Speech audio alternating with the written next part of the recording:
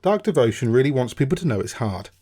It wants to be discussed in hushed whispers in the same breath as Dead Cells or Sultan Sanctuary, and it probably will be, to be fair, but there's such a thing as over-egging the pudding. Not that Dark Devotion is too hard, rather it seems determined to frustrate. This is made fairly evident in its almost stubborn lack of exposition.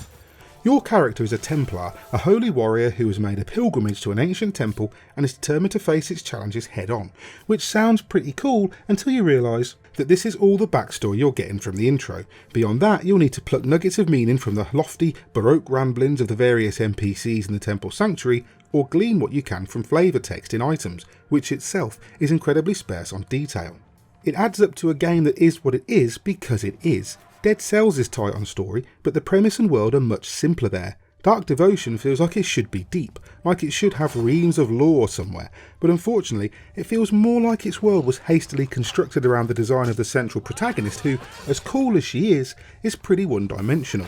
There's nothing to drive you on, and it's hard to care why she's there or what she's doing when even the NPCs seem utterly disinterested. Quest details are also annoyingly thin, which, combined with a map that's so unreadable it might as well not be there, makes for a game that feels determined to obfuscate rather than issue a straight up challenge. All that being said though, the core gameplay is enough to make you forgive these shortcomings for the most part. It takes a while to get used to the control scheme, which for some reason has 3 different buttons to perform an evade roll, and you can both duck by pressing down or kneel to pray by pressing X, which are essentially the same thing, only the latter spends your accumulated faith to open doors, heal you and cure diseases. Attack is on the right trigger while block is on the left, and you press B to switch weapons.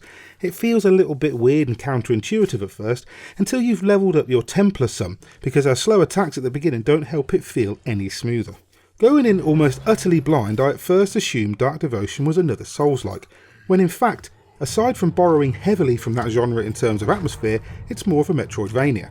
Death sends you back to the sanctuary, removes your gear and respawns enemies, including bosses if you don't have a specific item on your person, but you keep your accumulated experience to spend on upgrades along with any skills and upgrades you already have.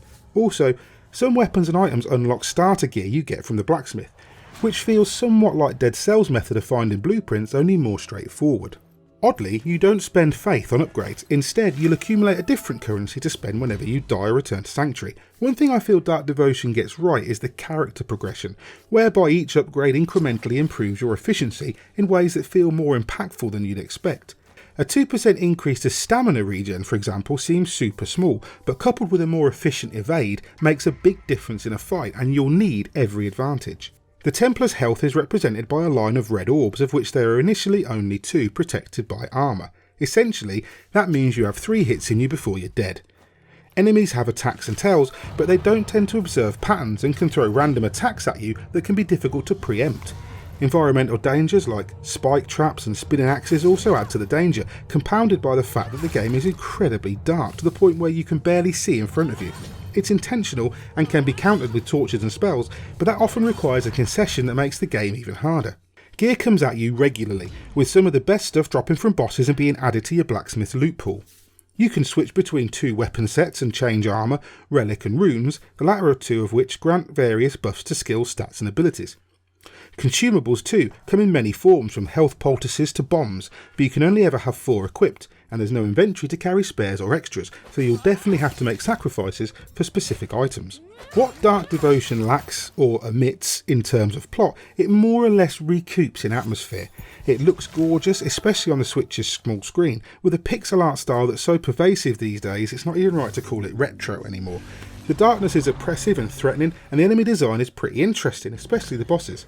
In fact, some of Dark Devotion's bosses, while not as comparatively challenging as those seen in other similar games, are great fun to fight and require some thought and observation to overcome.